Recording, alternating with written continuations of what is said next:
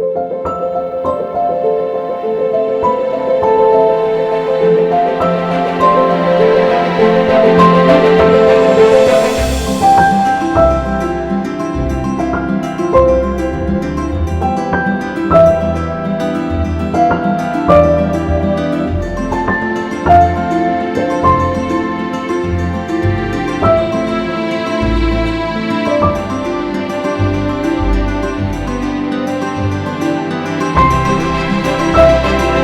ਤੇ ਸਾਡੇ ਸੰਸਾਰ ਦੇ ਵਿੱਚ ਇਹ ਧਾਰਨਾ ਹੈ ਕਿ ਵੱਧਦੀਆਂ ਉਮਰਾਂ ਦੇ ਨਾਲ ਹੀ ਤਜਰਬੇ ਜੁੜਦੇ ਹੁੰਦੇ ਆ ਤੇ ਕਿਤੇ ਨਾ ਕਿਤੇ ਇਹ ਗੱਲ ਠੀਕ ਵੀ ਹੈ।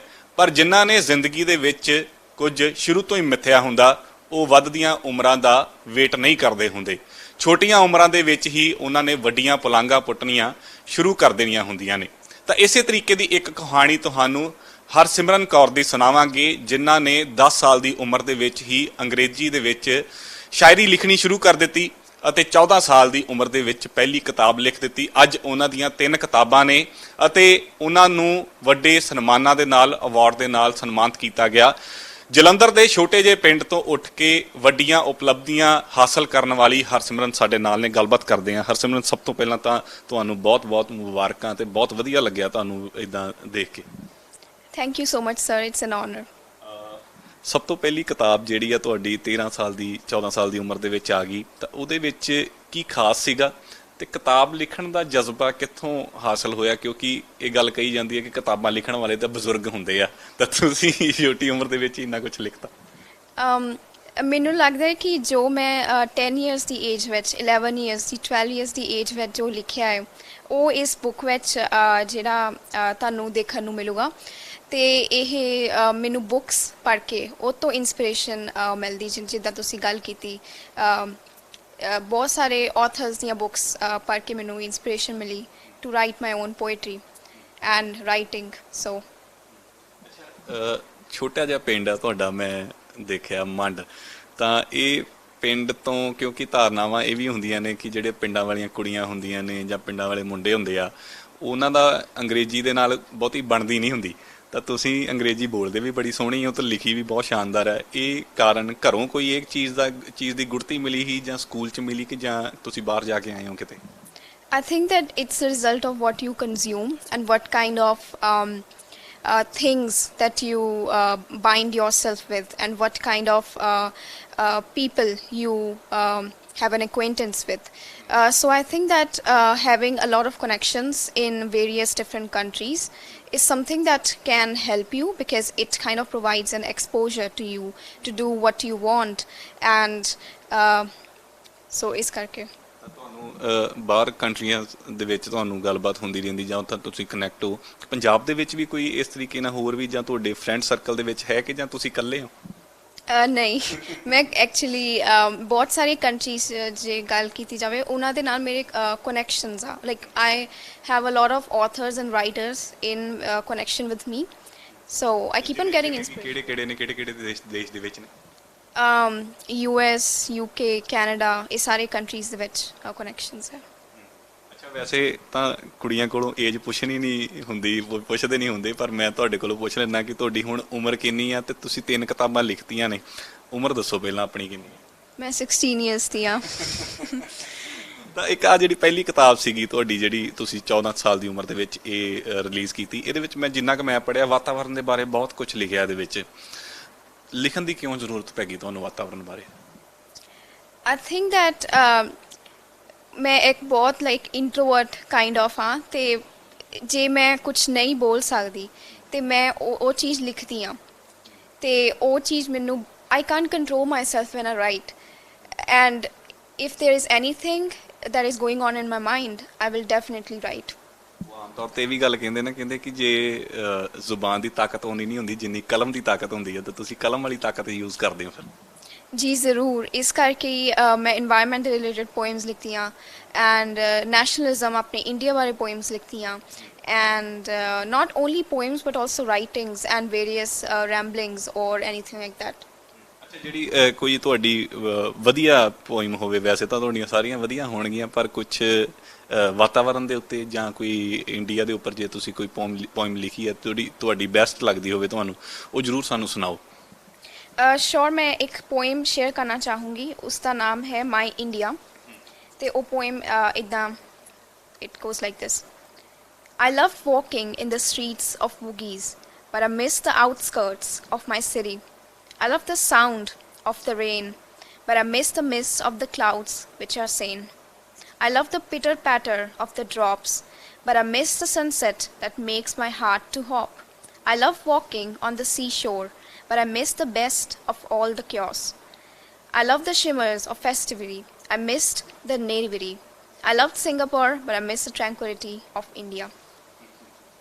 ਤੁਸੀਂ ਚੀਜ਼ਾਂ ਲਾ ਲਾ ਕੇ ਕੀਤੀਆਂ ਨੇ ਕਿ ਜੋ ਸਾਡੇ ਦੇਸ਼ 'ਚ ਹੋਣਾ ਚਾਹੀਦਾ ਉਹ ਚੀਜ਼ਾਂ ਨਹੀਂ ਗਈਆਂ, ਪਰ ਇਹ ਦੱਸੋ ਕਿ ਜਿੱਦਾਂ ਮੈਂ ਪਿੰਡ ਦੀ ਗੱਲ ਬਾਰ-ਬਾਰ ਇਸ ਕਰਕੇ ਕਰ ਰਿਹਾ ਕਿਉਂਕਿ ਹਾਈਲਾਈਟ ਕਰਨੀ ਜ਼ਰੂਰੀ ਹੈ ਕਿ ਤੁਸੀਂ ਛੋਟੇ ਜਿਹੇ ਪਿੰਡ ਤੋਂ ਉੱਠ ਕੇ ਇਹ ਚੀਜ਼ਾਂ ਮੁਕਾਮ ਹਾਸਲ ਕਰ ਰਹੇ ਹੋ।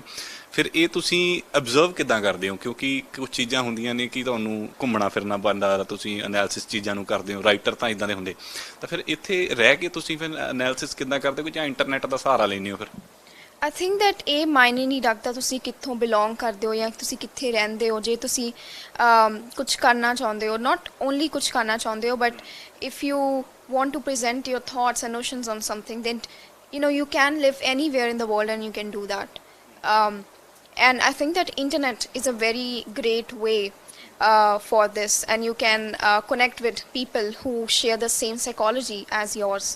So ਪਿੰਡ ਦੀਆਂ ਬੇੜੀਆਂ ਤੇ ਨਹੀਂ ਕੋਈ ਪੈਰਾਂ ਦੇ ਵਿੱਚ ਬੱਝੀਆਂ, ਜਿੱਦਾਂ ਆਮ ਤੌਰ ਤੇ ਕੁੜੀਆਂ ਨੂੰ ਕਿਹਾ ਜਾਂਦਾ ਪਿੰਡਾਂ 'ਚ ਬਹੁਤਾ ਪੜ੍ਹਨਾ ਨਹੀਂਗਾ, ਵੈਸੇ ਤਾਂ ਇਹ ਘੱਟ ਹੋ ਗਿਆ ਹੁਣ ਤਾਂ, ਪਰ ਫਿਰ ਵੀ ਕਿਤੇ ਨਾ ਕਿਤੇ ਹੈ, ਉਹ ਵਾਲੀਆਂ ਬੇੜੀਆਂ ਤੇ ਨਹੀਂ ਤੁਹਾਡੇ ਪੈਰ ਦੇ ਵਿੱਚ ਪਈਆਂ? I belong in a very educational family. So mere jinne bhi relatives, my parents and my grandparents, everyone, they are teachers, and they definitely support me in this sojourn. ਫਿਰ ਟੀਚਰ ਹੀ ਬਣਨਾ ਕਿ ਜਾਂ ਕੁਝ ਹੋਰ ਸੋਚਿਆ ਲਾਈਫ ਦੇ ਵਿੱਚ? ਮੈਂ ਐਕਚੁਅਲੀ ਹੁਣ ਲਈ ਤਾਂ I want to go in teaching field, in the field of teaching, but then again I'm not sure. ਤੁਹਾਡੇ ਫਾਦਰ ਸਾਹਿਬ ਦੱਸ ਰਹੇ ਸੀਗੇ ਕਿ ਹਰਸਿਮਰਨ +2 ਦੇ ਵਿੱਚ ਹੋ ਤੁਸੀਂ, ਤੇ ਤੁਸੀਂ ਆਰਟਸ ਕਰ ਰਹੇ ਹੋ, ਤੁਸੀਂ ਨਹੀਂ ਉਹ ਦੌੜ ਦੇ ਵਿੱਚ ਪਏ ਮੈਡੀਕਲ, ਨਾਨ ਮੈਡੀਕਲ, ਕਾਮਰਸ ਜਾਂ ਹੋਰ ਇਹਨਾਂ ਫੀਲਡ, ਆਰਟਸ ਕਿਉਂ ਚੁਣਿਆ? I think that I've always been interested in the arts and humanities fields. ਤੇ ਤੁਹਾਨੂੰ ਜੋ ਵੀ ਇੰਟਰਸਟ ਹੈ ਤੁਹਾਨੂੰ ਉਹ ਕਰਨਾ ਚਾਹੀਦਾ, not ਕੋਈ ਕਿਸੇ ਨੇ ਮੈਡੀਕਲ ਰੱਖੀ ਆ, ਨਾਨ ਮੈਡੀਕਲ ਰੱਖੀ ਆ, ਕਾਮਰਸ ਰੱਖੀ। ਅੱਜ ਕੱਲ੍ਹ ਤਾਂ ਇਹ ਚੀਜ਼ਾਂ ਓਨੈਸਟਲੀ ਬਹੁਤ ਘੱਟ ਹੋ ਚੁੱਕੀਆਂ ਹੈ ਸਕੂਲਸ ਵਗੈਰਾ ਦੇ ਵਿੱਚ, ਬਟ ਜੋ ਤੁਹਾਡਾ ਪੈਸ਼ਨ ਆ ਜਿਸ ਚੀਜ਼ ਲਈ, ਜੇ ਤੁਹਾਨੂੰ ਇੰਗਲਿਸ਼ ਜ਼ਿਆਦਾ ਪਸੰਦ ਹੈ, go for it, just study English. If you like psychology, go for it, study psychology. And it's not something like कि you are being pressurized and only then you are supposed to study this particular subject, you are supposed to study math or science. If you really like math and science, study that. But if you are someone who is having another interest, then you should definitely do what interests you. ਅੱਜ ਕੱਲ੍ਹ ਤਾਂ ਇਹ ਵੀ ਹੈ ਕਿ +2 ਤੋਂ ਬਾਅਦ IELTS ਕੀਤੀ ਤੇ ਵਿਦੇਸ਼ ਨੂੰ ਚਲੇ ਗਏ, ਤੁਹਾਡੀ ਤਾਂ ਇੰਗਲਿਸ਼ ਵੀ ਬਹੁਤ ਵਧੀਆ, ਇਸ ਬਾਰੇ ਨਹੀਂ ਸੋਚਿਆ ਕਿ ਵਿਦੇਸ਼ ਨੂੰ ਚੱਲ ਕੇ ਕੋਈ ਵੱਖਰਾ ਕਰਦੇ ਆ? Actually, in Punjab, as you can see, there are many human flights, to give cite an example. And mostly, if we can observe, then people are doing this IELTS exams or TOEFL exams, and they are like going abroad and stuff like that, as you just mentioned. I think it's good for them. It is what it is, and if they want to do it, then it's good, and but it totally depends on you, what kind of a person you are, what you want to study. So yes. English ਦੇ ਵਿੱਚ ਤੁਸੀਂ ਇਹ ਲਿਖਦੇ ਹੋ, ਬੋਲਦੇ ਵੀ ਬੜੀ ਸ਼ਾਨਦਾਰ ਹੋ, ਵੈਸੇ ਤਾਂ ਪੰਜਾਬੀ ਵੀ ਤੁਸੀਂ ਵਧੀਆ ਬੋਲਦੇ ਹੋ, ਤਾਂ ਪੰਜਾਬੀ ਦੇ ਵਿੱਚ ਨਹੀਂ ਕਦੀ ਲਿਖਣ ਬਾਰੇ ਸੋਚਿਆ? I think ਇਹ ਇਨਫਲੂਐਂਸ ਕਰਦਾ ਜਿਹੜਾ ਲਿਟਰੇਚਰ ਤੁਸੀਂ ਪੜ੍ਹਦੇ ਹੋ, ਅਤੇ ਮੈਨੂੰ ਇੰਗਲਿਸ਼ ਲਿਟਰੇਚਰ 'ਤੇ ਸ਼ੁਰੂ ਤੋਂ ਹੀ, ਜਦੋਂ ਮੈਂ 10 years, not 10 years, ਮੈਂ ਬਹੁਤ ਛੋਟੀ ਸੀ ਜਦੋਂ ਮੈਂ ਬੁੱਕਸ ਪੜ੍ਹਨੀਆਂ ਸਟਾਰਟ ਕਰਤੀਆਂ, ਅਤੇ ਮੇਰੇ ਪੇਰੈਂਟਸ ਹਮੇਸ਼ਾ ਮੈਨੂੰ ਬੁੱਕਸ ਲੈ ਕੇ ਦਿੰਦੇ ਹੁੰਦੇ ਸੀ, ਐਂਡ ਉਸ ਚੀਜ਼ ਨੇ ਮੈਨੂੰ ਬਹੁਤ ਇੰਸਪਾਇਰ ਕੀਤਾ। ਉਹ ਬੁੱਕਸ ਇੰਗਲਿਸ਼ ਲਿਟਰੇਚਰ ਵਾਲੀਆਂ ਸੀਗੀਆਂ, ਐਂਡ ਆਈ ਥਿੰਕ ਦੈਟ ਇਹ ਡਿਪੈਂਡ ਕਰਦਾ, ਲਾਈਕ ਕਿਉਂਕਿ ਮੈਂ Punjabi literature, Punjabi is a beautiful language, ਅਤੇ ਮੈਂ ਜ਼ਰੂਰ ਇਸ ਬਾਰੇ ਅੱਗੇ ਕੁਛ ਕਰਨਾ ਚਾਹੂੰਗੀ ਜ਼ਰੂਰ, ਕਿਉਂਕਿ ਹਾਲੇ ਮੈਂ ਬਹੁਤ ਛੋਟੀ ਹਾਂ to write in Punjabi language. It's such a brilliant language, I think it's so yeah. ਇੱਕ ਹੋਰ ਵੀ ਤੁਸੀਂ ਜਿਹੜੀਆਂ ਬੁੱਕਸ ਬਾਰੇ ਆਪਾਂ ਤੁਹਾਡੇ ਗੱਲ ਜ਼ਰੂਰ ਕਰਨੀ ਚਾਹੁੰਦੇ, ਦੂਸਰੀਆਂ ਜਿਹੜੀਆਂ 2 ਬੁੱਕਸ ਹੈਗੀਆਂ ਨੇ ਉਹਨਾਂ ਬਾਰੇ ਵੀ ਥੋੜਾ ਜਿਹਾ ਦੱਸੋ ਕਿ ਉਹਨਾਂ ਦੇ ਵਿੱਚ ਕੀ ਕੁਝ ਲਿਖਿਆ, ਕਿਉਂਕਿ ਇੱਕ ਤਾਂ ਨਾ ਮੈਂ ਟਾਈਟਲ ਤੁਹਾਨੂੰ ਪਹਿਲਾਂ ਵੀ ਕਿਹਾ ਕਿ ਮੈਨੂੰ ਟਾਈਟਲ ਬੜਾ ਸ਼ਾਨਦਾਰ ਲੱਗਿਆ, ਜਿਹੜੀ ਤੁਹਾਡੀ ਆਹ ਵਾਲੀ ਬੁੱਕ ਆ, ਇਹ ਟਾਈਟਲ ਦਾ ਕੀ ਮਤਲਬ ਹੈ, ਤੁਸੀਂ ਆਪ ਹੀ ਪੜ੍ਹਦੇ ਹੋ। So I'm perfectly imperfect ਇੱਕ ਟਾਈਟਲ ਆ ਮੇਰਾ ਗਲਾ ਇਹ ਹੋ ਸਕਦਾ edit. So I'm perfectly imperfect is a book that I've written when I was 14 years old, and this was published when I was 15 years old. And this title, I am perfectly imperfect, it comes from the notion that not everyone is perfect, and everybody has some imperfections within them. And I think that this book is a mere encounter of the same thing. And it's told in the form of a story, and it's a fictional book consisting of 25,000 words. ਤੁਹਾਨੂੰ ਕਿਉਂ ਲੱਗਦਾ ਕਿ ਤੁਸੀਂ imperfect ਹੋ? Actually, I am a human, and humans, of course, imperfect ਹੁੰਦੇ ਆ, and only the God is the one ਜੋ perfect ਆ. ਅੱਜ ਕੱਲ੍ਹ ਤੇ ਇਹ ਕਿਹਾ ਜਾਂਦਾ, ਕਹਿੰਦੇ ਜਿਹੜੇ ਅੰਗਰੇਜ਼ੀ ਬੋਲਦੇ ਆ ਉਹ ਤਾਂ ਪਰਫੈਕਟ ਹੀ ਨੇ। I don't think, because that is such a I would say that is such a prejudice. If we think, I don't think that it's necessary if you speak English then you're perfect. Like that is a very old notion. I would say that's very conservative. So I would not consider myself perfect by any means. ਜੇ ਮੈਂ ਅੱਜ ਪੁੱਛਾਂ ਹਰਸਿਮਰਨ ਨੂੰ ਕਿ ਤੁਸੀਂ ਆਪਣੇ ਆਪ ਨੂੰ 5 ਸਾਲ ਬਾਅਦ ਕਿੱਥੇ ਦੇਖਣਾ ਚਾਹੁੰਦੇ ਹੋ, ਤਾਂ ਤੁਸੀਂ ਆਪਣੇ ਆਪ ਨੂੰ 5 ਸਾਲ ਬਾਅਦ, ਵੈਸੇ ਤਾਂ ਹਰ ਕੋਈ ਸੋਚਦਾ ਕਿ ਮੈਂ ਅਗਲੇ ਸਾਲ ਇਹ ਕਰਨਾ, ਅਗਲੇ ਸਾਲ, ਮੈਂ 5 ਸਾਲ ਬਾਅਦ ਪੁੱਛਦਾ ਤੁਸੀਂ ਆਪਣੇ ਆਪ ਨੂੰ ਕਿੱਥੇ ਖੜਿਆ ਦੇਖਣਾ ਚਾਹੁੰਦੇ ਹੋ? This is such a good question, first of all. ਇਹਦੇ ਲਈ ਮੈਂ ਐਕਚੁਅਲੀ ਪੂਰੀ ਇੱਕ ਆਪਣੀ ਗੂਗਲ ਡਰਾਈਵ ਬਣਾਈ ਹੋਈ ਆ ਕਿ ਮੈਂ ਕੀ ਕਰਨਾ ਚਾਹੂੰਗੀ ਅਗਲੇ 5 ਸਾਲਾਂ ਤੱਕ, ਅਗਲੇ 10 ਸਾਲਾਂ ਤੱਕ। ਤੇ I think that ਮੈਂ ਜੋ ਮੇਰੇ goals ਆ, I would surely like to go with them and surely want to accomplish them. But then again, you never know that what would happen to you, because of course you are imperfect and anything could happen. So ਤੁਸੀਂ ਆਪਣੇ ਗੋਲ ਸਾਡੇ ਨਾਲ share ਕਰ ਸਕਦੇ ਹੋ ਵੀ ਕਿਹੜੇ ਗੋਲ ਹੈਗੇ ਨੇ? Well, goals, I don't know. Goals, of course, mere goals are like I want to read Russian literature, and I want to research about Franz Kafka, who is a very great German writer. And so, yeah, my goals are basically very literary. ਕਈ ਵਾਰੀ ਨਾ ਮੇਰੇ ਦਿਮਾਗ 'ਚ ਚੀਜ਼ਾਂ ਇਹ ਆਉਂਦੀਆਂ ਹੁੰਦੀਆਂ, ਮੇਰਾ ਵੈਸੇ ਪਰਸਨਲ ਸਵਾਲ ਹੈ ਕਿ ਤੁਸੀਂ ਘਰ ਦੇ ਕੰਮ ਕਰਦੇ ਹੁੰਦੇ ਹੋ ਕਿ ਜਾਂ ਇਕੱਲਾ ਸਾਰਾ ਕੰਮ ਸਾਰਾ ਸਟੱਡੀ ਵੱਲ ਹੀ ਦਿੱਤਾ ਧਿਆਨ ਤੁਸੀਂ?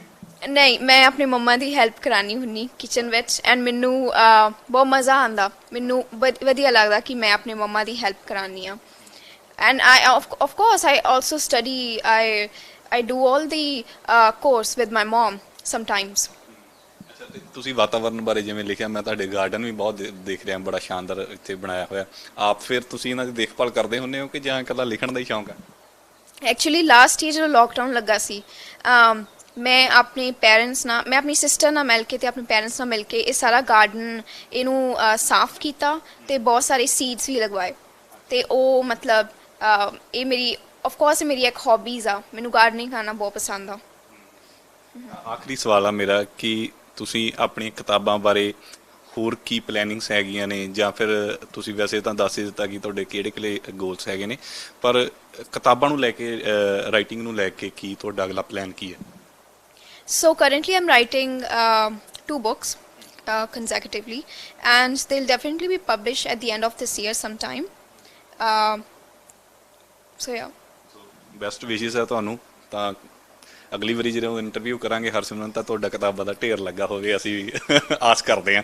ਤਾਂ ਧੰਨਵਾਦ ਗੱਲਬਾਤ ਕਰਨ ਲਈ। ਸੋ ਬਹੁਤ ਵਧੀਆ ਲੱਗਿਆ, ਛੋਟੀ ਉਮਰ ਦੇ ਵਿੱਚ ਜਦੋਂ ਇਹੋ ਜਿਹੀਆਂ ਚੀਜ਼ਾਂ ਬੱਚੇ ਸਮਝ ਜਾਣ ਤਾਂ ਫਿਰ ਸੌਖਾ ਹੋ ਜਾਂਦਾ ਜ਼ਿੰਦਗੀ ਦੇ ਵਿੱਚ ਅੱਗੇ ਚੱਲਣਾ। ਤਾਂ ਹਰਸਿਮਰਨ ਬਹੁਤ ਵਧੀਆ ਤਰੀਕੇ ਨਾਲ ਜਿਹੜੀ ਇੰਗਲਿਸ਼ ਪੋਇਟਰੀ ਦੇ ਉੱਪਰ, ਆਪਣੀ ਰਾਈਟਿੰਗ ਦੇ ਉੱਪਰ ਕੰਮ ਕਰ ਰਹੀ ਆ। ਉਮੀਦ ਕਰਦੇ ਹਾਂ ਕਿ ਅਗਲੀ ਵਾਰ ਜਦੋਂ ਹਰਸਿਮਰਨ ਨੂੰ ਮਿਲੀਏ ਤਾਂ ਢੇਰ ਸਾਰੇ ਅਵਾਰਡ ਹੋਣ, ਢੇਰ ਸਾਰੀਆਂ ਕਿਤਾਬਾਂ ਹੋਣ, ਤਾਂ ਹੋਰ ਵੀ ਗੱਲਾਂ ਬਾਤਾਂ ਕਰਕੇ ਜ਼ਿਆਦਾ ਮਜ਼ਾ ਆਵੇ। ਕੈਮਰਾਮੈਨ ਮਨੀਸ਼ ਦੇ ਨਾਲ ਮਨਦੀਪ ਸਿੰਘ, ਡੇਲੀ ਪੋਸਟ ਪੰਜਾਬੀ, ਮੰਡ।